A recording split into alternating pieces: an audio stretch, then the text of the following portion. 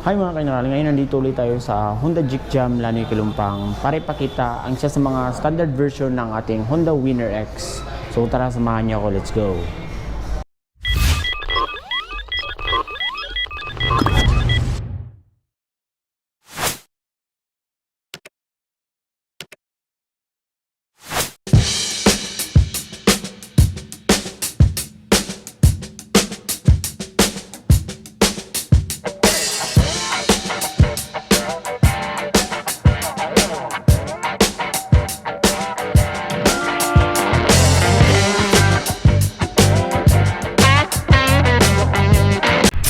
So heto siya mga kaineral, no, ang Honda Winner X standard version na Infinity Red yan.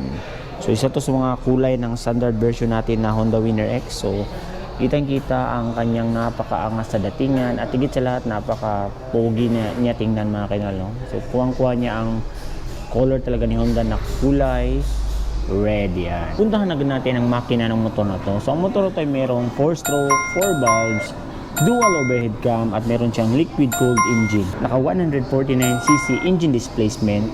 May bore stroke na 57.3 by 57.8 mm. Ang motor ito meron ding max power na 11.5 kilowatts at 9,000 RPM at max torque naman na 13.5 Nm at 7,000 RPM. Meron din siyang compression ratio na 11.3:1. Ito ay manual at meron ding 6-speed constant mesh. So ngayon pag-usapan natin ang mga physical features ng motor na to. So dito muna tayo sa may taas banda. So makikita natin dito sa kanyang may manubela, wala po siyang ilaw dito, no.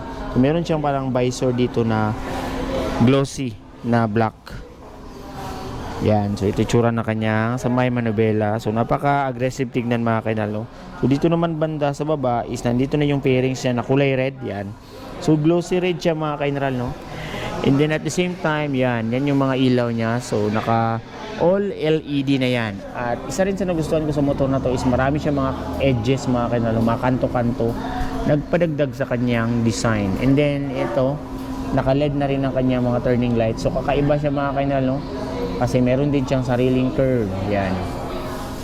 So ito naman yung tsura ng kanyang suspension sa harap. So mas mataba talaga siya if i-compare mo sa Sniper. Kaya naman mas maganda yung kanyang shock sa harap. So naka-telescopic fork siya. And then dito sa kanyang tapaludo sa harap is glossy yung dito banda. And then dito is matte black. Sa braking system naman niya mga kainal sa harap is naka siya, disc brake, naka single pot caliper. So Nissin ang brand.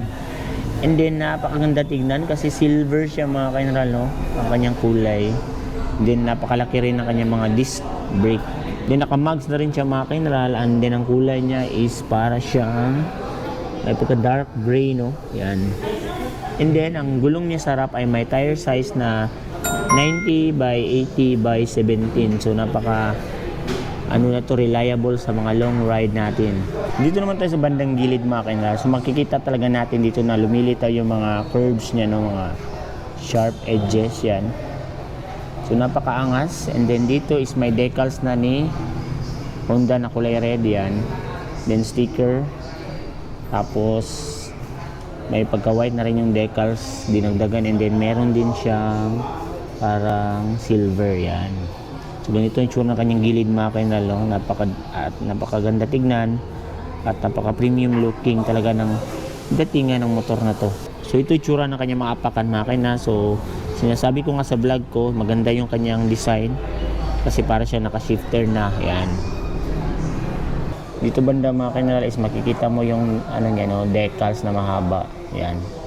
So may nakalagay na Winner X. So sticker lang siya mga kainal kasi standard version siya. Unlike sa mga ABS version, emblem yung nakalagay sa kanila dito. Yan.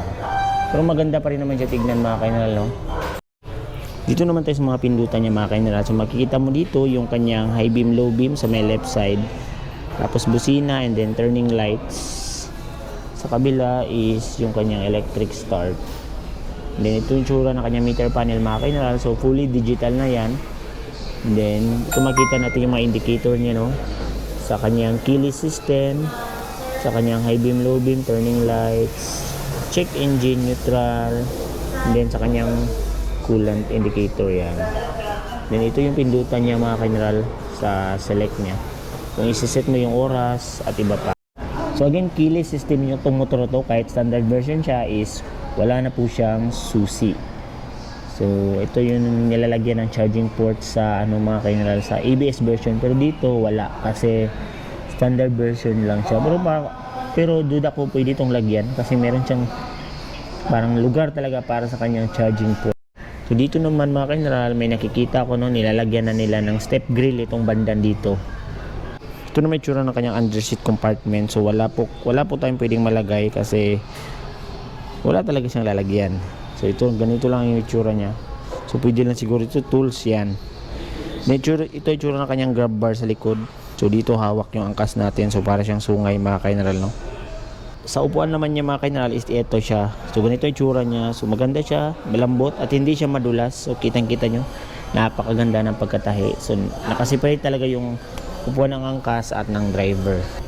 So ganito naman itsura ng kanyang likod mga kaineral, no? So naka-LED na lahat ng ilaw, turning lights, LED na, at saka yung kanyang tail light. And then meron na rin siyang separate na ilaw para sa plaka.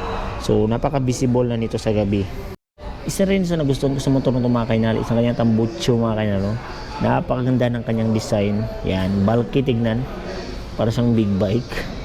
And then ang kanyang braking system sa likod is naka-disc brake na siya. Yan. So ganun pa rin, silver yung kanyang kulay. And then nakamags na rin ang gulong niya sa likod. And then meron itong tire size na, check natin, dito lang yan, ito. So meron siyang size na 120 by 70 by 17. So malaki siya mga kaineral. Napaka-reliable na ito sa mga long ride natin. Gumagamit naman siya ng suspension sa likod mga kaineral na single shock or mono shock yan. So panigurado maganda ang bounce ng motor na to. Meron na rin siyang chain cover mga kaineral, no? Dagdag protection sa atin. Yan. Isa rin sa pinagmamalaki ng motor na to mga kaineral is ang kanyang assist in slipper clutch na feature na nagpadagdag sa smooth shifting ng ating gears, at meron din siyang bank angle sensor na namamatay kusa ang ating makina kapag naabot natin yung kanyang 70 degree lean, yung pagbanking natin mga kaineral. Pag umabot tayo sa 70 degrees na angle, automatic mamamatay ang kanyang makina. So isa rin yan sa mga rason mga kaineral bakit walang kill switch ang motor na to.